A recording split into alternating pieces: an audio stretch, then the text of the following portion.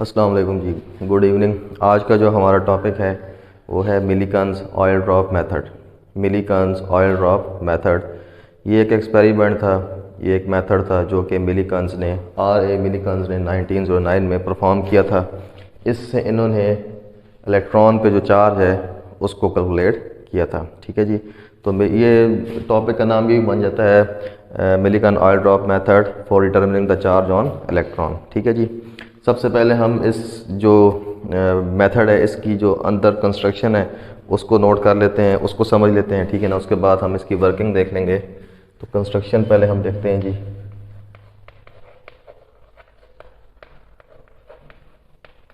Construction में सबसे पहले दो प्लेट्स यूज़ होती हैं जी, मेटल प्लेट्स होती हैं पी और पी डैश। ठीक है जी, एक पी प्लेट है और दूसरी कौन सी है, पी डैश। ये मेटल प्लेट्स हैं जिनको हम इलेक्ट्रोड्स के तौर पे यूज़ करते हैं। ठीक है जी, तो पहले हमारे पास आ जाएगा plates P and P dash. ठीक है जी, इनको हमने एक वोल्टेज सोर्स से जोड़ा होता है, पोटेंशियल के सोर्स से जोड़ा होता है। ठीक है ना, जो हमारे पास पी डैश है इसके ऊपर प्लस चार्ज है। ठीक है जी, यानी कि इसको हमने पोटेंशियल के या बैटरी के पॉजिटिव टर्मिनल से जोड़ा है। ठीक है, और जो पी प्लेट है इसके ऊपर नेगेटिव चार्ज है, इसको हमने बैटरी के नेगेटिव टर्मिनल से जोड़ा है। ठीक है, तो दूसरे नंबर पे हमें एक चाहिए होता है जी पोटेंशियल सोर्स। पोटेंशियल सोर्स ठीक हो गया। इसके बाद हमारे पास तीसरे नंबर पे एक आता है जी एटॉमाइज़र। एटॉमाइज़र जो है ना, ये छोटे छोटे ऑयल ड्रॉप्स को जो है ऑयल को जो है वो छोटे छोटे ड्रॉप्स में जो है स्प्रे करता है। ठीक है जी, एटॉमाइज़र का क्या काम होता है, ऑयल को छोटे छोटे ड्रॉप्स में क्या करता है, स्प्रे करता है, जो कि इस चैम्बर के अंदर। अच्छा, ये सारा जो हमारे पास सिस्टम है इसको हमने एक बॉक्स के अंदर बंद किया होता है ताकि जो बैरूनी फैक्टर हैं वो इस पर इफ़ेक्ट ना कर सकें। ठीक है जी, तो एटॉमाइज़र जो है इसका काम क्या होता है, ये ऑयल ड्रॉप्स को जो है वो स्प्रे करता है ऊपर से, और इन्हीं ऑयल ड्रॉप्स को जो है फिर हम स्टडी करते हैं और हम चार्ज ऑन इलेक्ट्रॉन जो है वो फाइंड करते हैं। तो तीसरे नंबर पे हमारे पास आता है जी एटॉमाइज़र। एटॉमाइज़र ठीक हो गया। इसके बाद हमारे पास जो अगला इसका हिस्सा है, ये हमारे पास एक लाइट सोर्स होता है। ठीक है ना, जब ऑयल ड्रॉप्स यहाँ पे आते हैं, ठीक है, तो लाइट सोर्स के ज़रिए जो है हम इन ड्रॉप्स को एग्जामिन करते हैं, इनकी मोशन को जो है वो चेक करते हैं कि वो किस तरफ मूव कर रहे हैं, उनकी मोशन किस तरह की है। ठीक है ना, यानी कि हमने एक लाइट सोर्स भी इसमें इस्तेमाल किया है जो कि लाइट शेडो करता है उन ऑयल ड्रॉप्स के ऊपर। ठीक है जी, तो हमारे पास चौथे नंबर पे है जी लाइट सोर्स। इसके बाद ये याद रखना है कि जो ऊपर वाली प्लेट है इसमें हमने एक छोटा सा सुराख किया होता है, एक स्मॉल होल होता है, एच, ये होल है। ठीक है ना, नीचे वाली प्लेट में होल नहीं है लेकिन ऊपर वाली प्लेट में क्या है जी, होल है। जो ऑयल ड्रॉपलेट्स ऊपर से एटॉमाइज़र के ज़रिए स्प्रे होते हैं वो यहाँ से गुज़रने के बाद इस होल से गुज़र के इन प्लेट्स के दरमियान आ जाते हैं, इन प्लेट्स के दरमियान में आ जाते हैं। ठीक हो गया।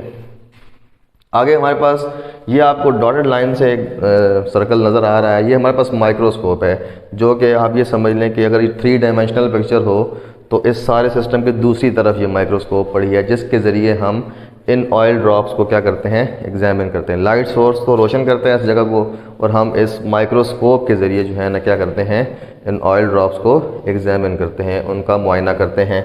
तो हमारे पास उसके बाद आता है जी माइक्रोस्कोप। क्या होता है जी, माइक्रोस्कोप। ठीक है, इस पूरे जो चैम्बर है इसके अंदर 2 विंडोज़ होती हैं, W1 और W2।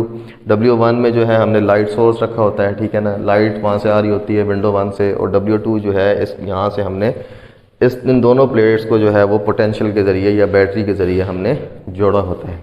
ठीक हो गया, यहाँ तक समझ आ गई। जो इसकी कंस्ट्रक्शन है वो सिंपल है, थोड़ी इतनी मुश्किल भी नहीं है। सबसे पहले हमारे पास प्लेट्स पी और पी डैश हैं, जिसमें जो अपर प्लेट है पी डैश, इसके अंदर एक स्मॉल होल होता है जहाँ से ये हमारे पास ऑयल ड्रॉप्स मूव करके इन 2 प्लेट्स के दरमियान आ जाते हैं। ठीक है, इसके बाद हमारे पास है पोटेंशियल सोर्स, ये यानी कि इन प्लेट्स को हमने एक पोटेंशियल सोर्स से जोड़ा है। ठीक है ना, जिसकी वजह से जो अपर प्लेट है उस पर पॉजिटिव चार्ज है नीचे, और जो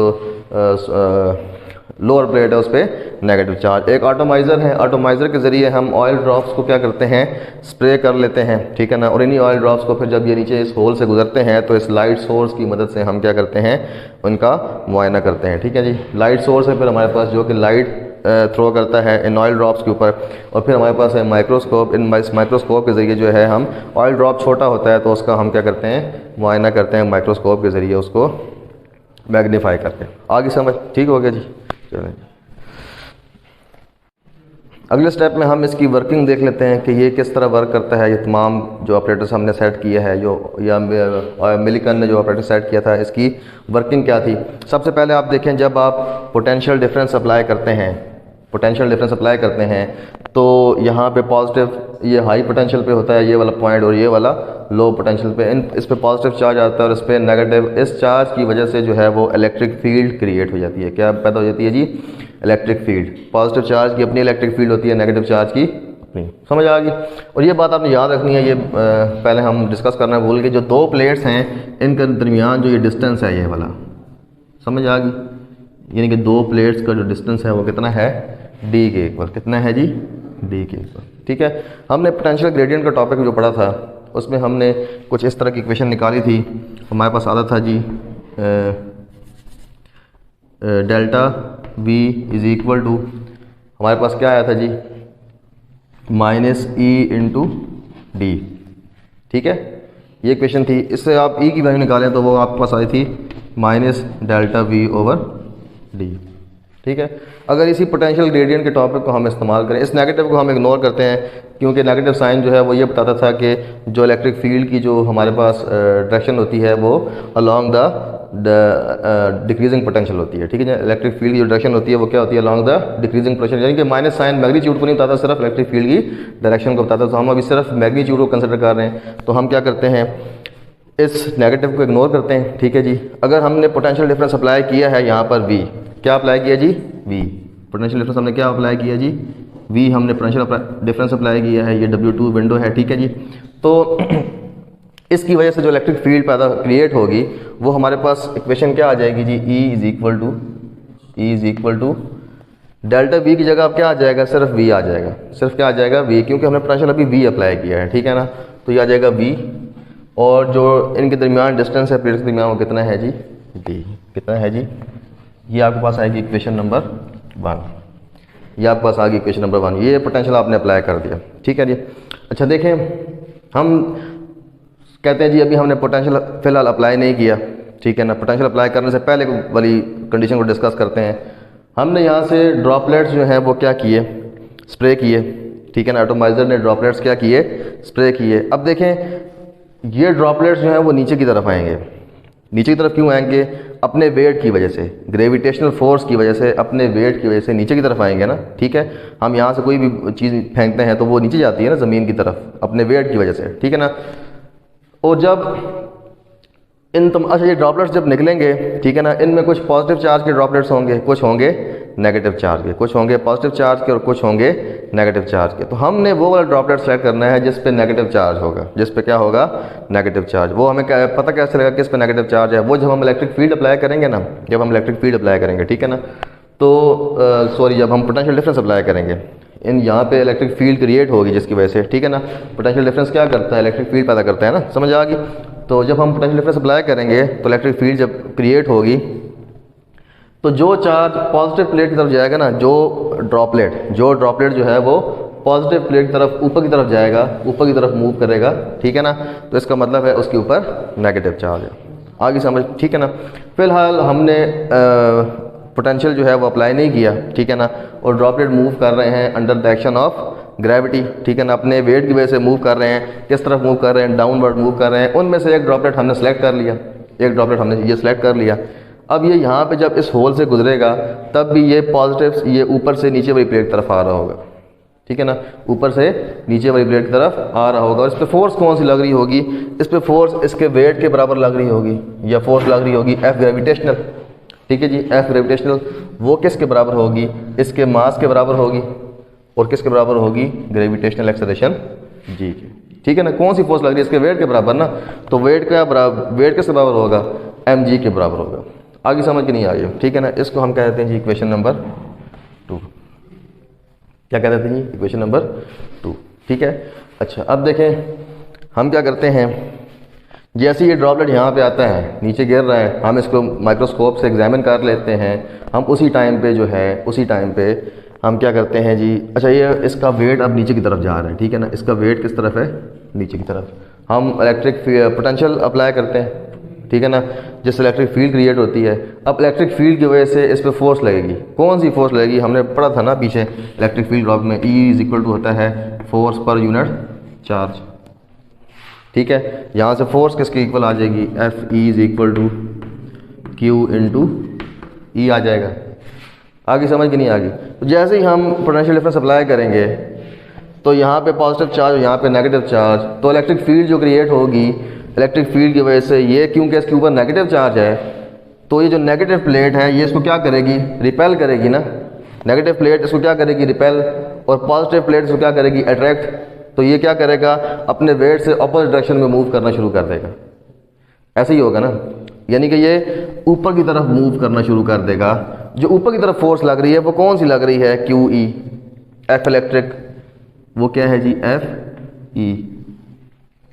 ठीक है, यानी कि जब हमने पोटेंशियल अप्लाई किया तो इसके ऊपर फोर्स कौन सी लगना शुरू हो गई, इलेक्ट्रिक फील्ड की फोर्स। ठीक है जी, तो उसकी वजह से जो ड्रॉपलेट जो नीचे मूव कर रहा था अब वो ऊपर की तरफ मूव करेगा, ऊपर की तरफ मूव करेगा। तो हमारे पास जो F इलेक्ट्रिक आ जाएगी इसकी, वो क्या आ जाएगी, Q इंटू E। आगे समझ, ठीक हो गया। अच्छा अब ये हम जो है ना पोटेंशियल देखें, ग्रेविटेशनल फोर्स जो है, जो इसका वज़न है वो तो हमारे बस में नहीं है, ठीक है ना, उसको तो हम काबू नहीं कर सकते। लेकिन हम इलेक्ट्रिक फील्ड इतनी अप्लाई करेंगे या इलेक्ट्रिक पोटेंशियल इतना अप्लाई करेंगे कि उससे इतनी इलेक्ट्रिक फोर्स लगे कि ड्रॉपलेट जो है वो ना नीचे जा सके ना ऊपर जा सके। मैं फिर बता रहा हूँ कि हम इलेक्ट्रिक पोटेंशियल इतना अप्लाई करेंगे जिससे इलेक्ट्रिक फील्ड जो है वो इतनी क्रिएट हो, जिससे इतनी फोर्स लगे कि ड्रॉपलेट जो है ना नीचे जा सके ना ऊपर जा सके, बल्कि एक जगह पे खड़ा हो जाए। ठीक हो गया, समझ आ गई। बिल्कुल वैसे ही जैसे ये चौक है ना, ठीक है, इस पे अब वेट नीचे की तरफ जा रहा है, ये वेट की डायरेक्शन जो है वो नीचे की तरफ है। इसको मैं छोड़ता हूँ तो नीचे गिर जाएगा, ठीक है ना। लेकिन ये नीचे क्यों नहीं गिर रहा, क्योंकि मेरा हाथ जो फोर्स लगा रहा है वो इतनी फोर्स लगा रहा है इस पर कि ये नीचे ना जा सके। हाँ, मेरा हाथ थोड़ा ज़्यादा फोर्स लगाएगा तो ये ऊपर चला जाएगा। ठीक हो गया, यानी कि मेरे हाथ की फोर्स ज़्यादा है, ग्रेविटेशनल फोर्स थोड़ी है, तो ये ऊपर चला जाएगा। लेकिन मैं इतनी फोर्स लगा रहा हूँ कि यहाँ पे खड़ा हो जाए, ना यहाँ से नीचे जाए ना यहाँ से ऊपर जाए, यानी कि इसके वेट के बराबर मैं फोर्स लगा रहा हूँ। तो हमने इतना इलेक्ट्रिक पोटेंशियल अप्लाई करना है, उसको ऐसे सेट करना है इलेक्ट्रिक पोटेंशियल को कि इतनी फोर्स लगे, इलेक्ट्रिक फोर्स इतनी लगे कि ड्रॉपलेट जो है ना अपने वेट की वजह से नीचे जा सके ना इलेक्ट्रिक फोर्स की वजह से ऊपर जा सके। और ये कंडीशन कब होगी, जब हम इतनी इलेक्ट्रिक फोर्स अप्लाई यहाँ पे लगाएंगे जितना उसका वेट है, जितना उसका क्या है, वेट। दूसरे लफ्ज़ों में जब इसकी जो इलेक्ट्रिक फोर्स है वो इसके वेट के इक्वल हो जाएगी तो ड्रॉपलेट जो है वो नीचे नहीं जाएगा बल्कि अपनी जगह पे खड़ा हो जाएगा। आगे समझ के नहीं आगे, ठीक हो गया ना। तो इसका मतलब है हम क्या कर लेते हैं जी, F ग्रेविटेशनल को इक्वल कर लेंगे किसके, F इलेक्ट्रिक के। आगे समझ, ठीक है। अच्छा अब हम इन दोनों की वैल्यूज पुट कर लेते हैं। एफ जी कितनी वैल्यू है, mg, ठीक है ना, और क्यू ई की कितनी वैल्यू है जी, इसको 3 कह दें क्वेश्चन को, सॉरी, क्यू ई की कितनी वैल्यू है, एफ ई कितनी वैल्यू है, क्यू ई, ठीक है ना। अब ई की वैल्यू जो है वो क्वेश्चन नंबर 1 से पुट करें। क्वेश्चन नंबर में 1 में ई इक्वल है ना वी और डी के। वी क्या है यहाँ पे, इलेक्ट्रिक पोटेंशियल। आगे समझ के नहीं आगे, ठीक है। तो यहाँ से पुट कर लेते हैं, पुटिंग वैल्यूज फ्रॉम इक्वेशन 1, ठीक है। तो हमारे पास ये क्या आ जाएगा जी, M G is equal to Q V over D, ठीक है। हमें निकालना क्या है, हमने असल में चार्ज निकालना है, क्यू निकालना है, ठीक है। तो क्यू किसके इक्वल आ जाएगा, ठीक है। तो मैंने समझाने के लिए लिखे थे, ठीक है ना, इनको हम रेस कर लेते हैं। आगे समझ, ठीक है। तो क्यू यहाँ पे कितना आ जाएगा, Q is equal to M G, वैसे ही आ गया अपनी जगह पे, ठीक है। डी यहाँ पे क्या हो रहा है, डिवाइड, वहाँ जाके क्या हो जाएगा, मल्टीप्लाई, और v यहाँ पे क्या हो रहा है मल्टीप्लाई, वहाँ जाके क्या हो जाएगा डिवाइड। तो चार्ज जो है उसका फार्मूला क्या आ जाएगा mgd over v, mgd over v। अगर आप इस इक्वेशन पे गौर करें, इसको हम इक्वेशन नंबर किसका नाम देते हैं जी 4 का नाम दे देते हैं। किसका नाम देते हैं 4 का, ठीक है। अच्छा, आप अगर इस इक्वेशन पे गौर करें तो आप देखें जी हमारे पास क्या क्या चीज़ें हमें चाहिए होंगी चार्ज निकालने के लिए। एक तो चाहिए होगा जी क्या है जी ग्रेविटेशनल एक्सेलरेशन। इसकी वजह तो हमें पता है कितनी होती है 9.8 होती है ना, 9.8 मीटर पर सेकंड स्क्वायर। डी भी हम कैलकुलेट कर सकते हैं ना, डी क्या है इन प्लेट का डिस्टेंस, वो भी हम कैलकुलेट कर सकते हैं। और जो वी क्या है, वी है इलेक्ट्रिक पोटेंशियल जो हमने अप्लाई किया था यहाँ पर, वो भी हम कैलकुलेट कर सकते हैं ना, कर सकते हैं कि नहीं कर सकते। मसला आ जाता है मास का। मास, ये जो ड्रॉपलेट हमने कंसिडर किया है ये तो एटॉमाइजर से निकला है। यहाँ से कहाँ से निकला है, एटॉमाइजर से निकला है ना। इसका मास कैसे हम फाइंड करेंगे फिर, ठीक है। इसका मास फाइंड करने के लिए फिर जो है वो हम नेक्स्ट कैलकुलेशन करते हैं आगे, ठीक है ना, कि ताकि हम इसकी मास की वैल्यू भी फाइंड करके इस इक्वेशन में पुट कर सकें ताकि हमारे पास चार्ज की वैल्यू आ सके। ठीक हो गया। इसमें अब हमने कैलकुलेट करना है अपना मास, ठीक है ना, क्योंकि जी की वैल्यू भी हमें पता है, डी डिस्टेंस भी हम कैलकुलेट कर सकते हैं प्लेट्स के दरमियान में, और वी जो हमने अप्लाई किया इलेक्ट्रिक पोटेंशियल उसकी भी वैल्यू हमें पता है, ठीक है ना, उसको हमें मालूम कर सकते हैं। सिर्फ मास का मसला है। मास कैलकुलेट करने के लिए हम क्या करेंगे, अपने पोटेंशियल सोर्स को इन प्लेट्स से डिसकनेक्ट कर देंगे, पोटेंशियल सोर्स को ऑफ कर देंगे, ठीक है ना। तो जिसकी वजह से जो हमारे पास इलेक्ट्रिक पोटेंशियल की वजह से जो फोर्स लग रही है FE यानी कि F इलेक्ट्रिक, ठीक है ना, ये इस ड्रॉपलेट के ऊपर लगना बंद हो जाएगी, ठीक है जी। इसको हम रिमूव कर दे देंगे यहाँ से, ठीक है ना। अब जो एक ही फोर्स लग रही है चार्ज ड्रॉपलेट के ऊपर, वो इसका वेट जो इसको नीचे की तरफ लेके आ रहा है, ठीक है ना। अब आपने ये बात याद रखनी है कि ये जो सारा ऑपरेटस है ये हमने वैक्यूम में नहीं रखा होगा, ठीक है ना। ये यहाँ पे हमने किसी मीडियम में रखा है और यहाँ पे मिसाल के तौर पे हमने एयर में ही रखा है, तो यहाँ पे एयर मौजूद है, यहाँ पे एयर मौजूद है। इसकी आप एग्जांपल इस तरह देख लें, जैसे कि पैराट्रूपर होते हैं, जब वो हवा में जो है जंप करते हैं जहाज़ से, ठीक है ना, तो जब तक उन्होंने पैराशूट नहीं खोला होता तो उनकी वेलोसिटी जो है वो बढ़ती जाती है। जैसे जैसे वो ज़मीन की तरफ आते हैं तो उनकी वेलोसिटी जो है वो इंक्रीज़ करती जाती है, ठीक है। लेकिन जैसे ही वो पैराशूट खोलते हैं, ओपन करते हैं, तो उनकी वेलोसिटी जो है वो कम होते होते एक यूनिफॉर्म वेलोसिटी में तब्दील हो जाती है, और उस यूनिफॉर्म वेलोसिटी को जिससे पैराट्रूपर जो हैं, पैराशूटर जो हैं, वो ज़मीन पे आते हैं आहिस्ता आहिस्ता, उसको हम क्या कहते हैं टर्मिनल वेलोसिटी, ठीक है ना। क्या कहते हैं जी टर्मिनल वेलोसिटी, ठीक है।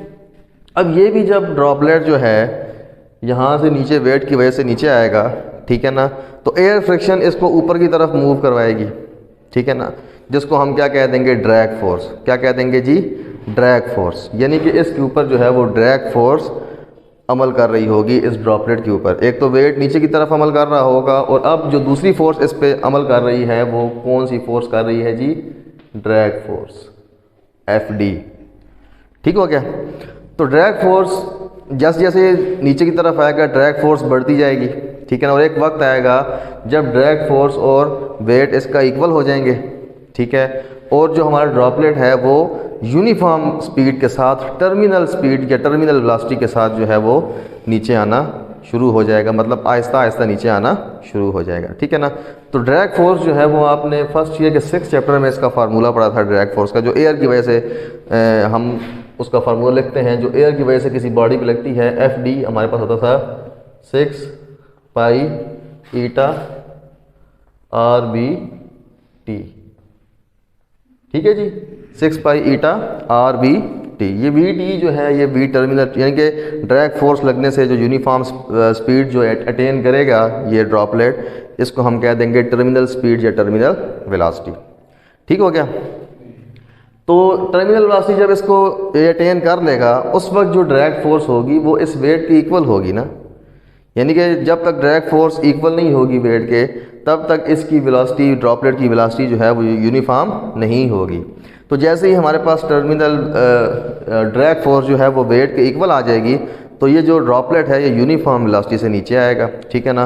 तो उस वक्त जो हमारी ड्रैग फोर्स है यानी कि जो FD है वो किसकी इक्वल हो जाएगी, ड्रॉपलेट के वेट के, ठीक है।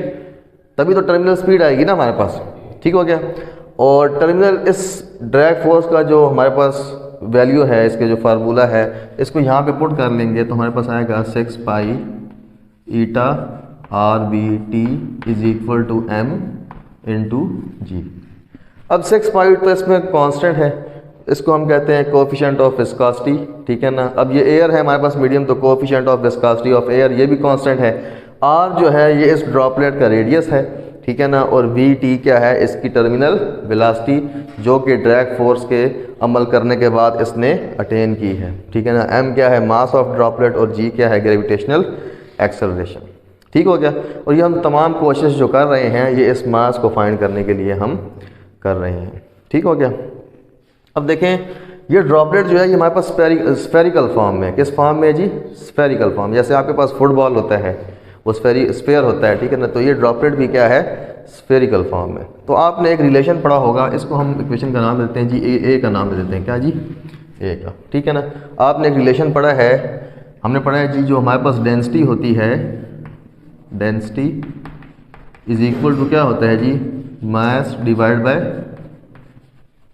वॉल्यूम, ठीक है। तो डेंसिटी, अब डेंसिटी को हम किससे ज़ाहिर करते हैं जी, रो से, और मास को हम M से और वॉल्यूम को V से ज़ाहिर करते हैं, ठीक हो गया, समझ आ गई।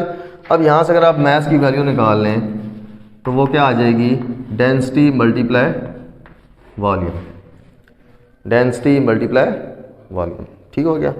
और मज़ीद आप इसको थोड़ा सॉल्व कर लें तो ये हमारे पास जो ड्रॉपलेट है वो स्फेरिकल फॉर्म में, किस फॉर्म में, स्फेरिकल फॉर्म में। तो वॉल्यूम ऑफ स्फेयर क्या होता है हमारे पास, volume of sphere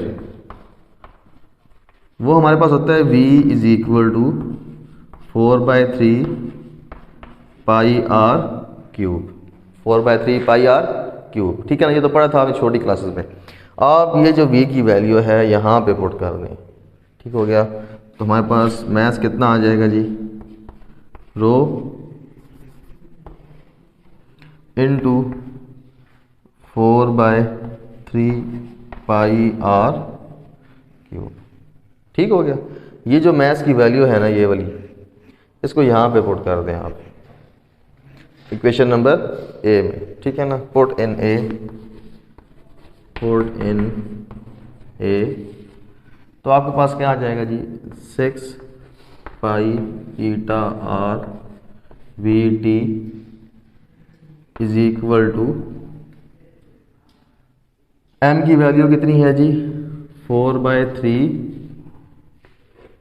row pi R cube, ठीक हो गया, मल्टीप्लाई क्या आ जाएगा जी, G, मल्टीप्लाई G आ जाएगा, ठीक है। आपने क्या वैल्यू, कौन सी वैल्यू निकालनी है, यहाँ से आप R की वैल्यू फाइंड करें, क्या करें जी, R की वैल्यू फाइंड करें। ये R जो है ये इस स्क्वायर से कटेगा तो R स्क्वायर बच जाएगा, ठीक है। तो आपके पास ये क्या बच जाएगा यहाँ पे, 6 pi eta VT is equal to 4/3 और रो, अच्छा ये देखें आपके पास ये पाई भी तो कैंसिल हो रहा है ना, ये पाई और ये वाला पाई भी क्या हो जाएगा, कैंसिल, इसको भी कैंसिल कर देते हैं। रो 4/3 रो R स्क्वायर इंटू G, ठीक हो गया। यहाँ से आप फाइंड कर लें जी R की वैल्यू, किसकी वैल्यू फाइंड कर लें, R की, ठीक है ना। तो R स्क्वायर आप यहीं पे रखें जी, R स्क्वायर हमने यहीं पे रखा। यहाँ पे क्या क्या मौजूद था, 6 पाई ईटा VT, 6 सॉरी ये पाई तो कैंसिल हो गया ना, तो ये नहीं आएगा, ठीक है ना, ठीक है। हमारे पास आएगा 6 ईटा VT, ठीक है ना। तो यहाँ जाएगा 6 ईटा VT, ठीक हो गया। और यहाँ पे क्या है हमारे पास, देखें ये 3 यहाँ पे क्या हो रहा है, डिवाइड, तो वहाँ जाके क्या, इस तरफ जाके क्या हो जाएगा, मल्टीप्लाई, तो यहाँ पे आ जाएगा मल्टीप्लाई 3 ठीक हो गया। इसके बाद आप देखें जी डिवाइड में क्या क्या आ जाएगा, 4 रो और जी, 4 रो और जी। तो डिवाइड में क्या आ जाएगा, 4 रो इंटू जी आ जाएगा। ठीक है, इसको आप मज़ीद सॉल्व कर लें तो आपके पास आएगा आर स्क्वायर 6 3 से कितना आ जाएगा 18 ईटा we T over 4 rho into जी।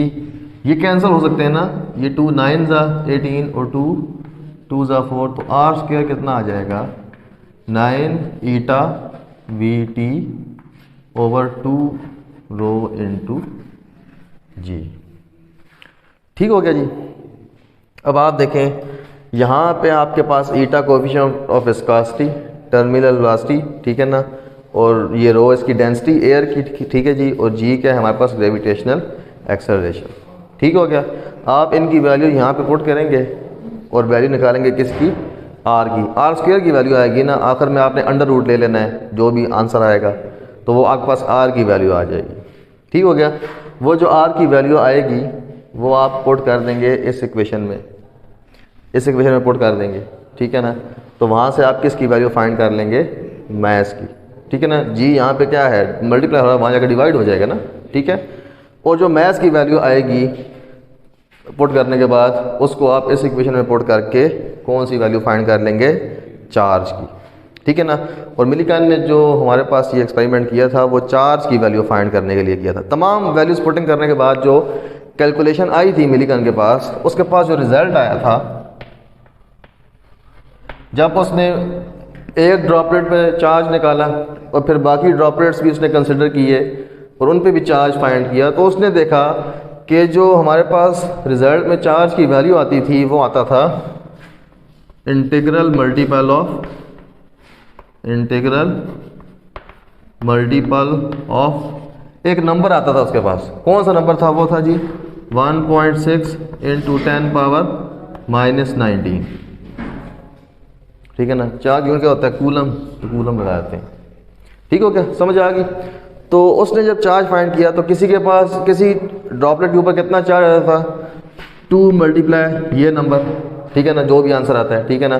किसी के ऊपर क्या चार्ज आता है, 6 मल्टीप्लाई ये नंबर, यानी कि जो उसके पास चार्ज आ रहे थे आंसर में वो इसके मल्टीपल आ रहे थे, इसके क्या आ रहे थे, मल्टीपल। तो इसका मतलब है ये जो वैल्यू है चार्ज की, ये चार्ज की बेसिक वैल्यू है, इससे कम वैल्यू नहीं आई थी उसके पास, ठीक है ना। मिनिमम ये वैल्यू आई थी, मैक्सिमम जो वैल्यूज आई थी उससे बढ़ के वो इनके इसी नंबर के मल्टीपल आए थे। क्या आए थे, मल्टीपल, लेकिन ये बेसिक वैल्यू उसके पास आई थी, ठीक है ना। तो इसका मतलब है कि जो चार्ज है इलेक्ट्रॉन पे, इलेक्ट्रॉन क्योंकि बेसिक पार्टिकल है, ठीक है ना, समझ आ गई, एलिमेंट्री पार्टिकल है इलेक्ट्रॉन, ठीक है ना। तो इसका मतलब है जो चार्ज है इलेक्ट्रॉन पे वो कितना उसने निकाला 1.6 इंटू 10 पावर -19 कूलम। आगे समझ, ठीक हो गया जी।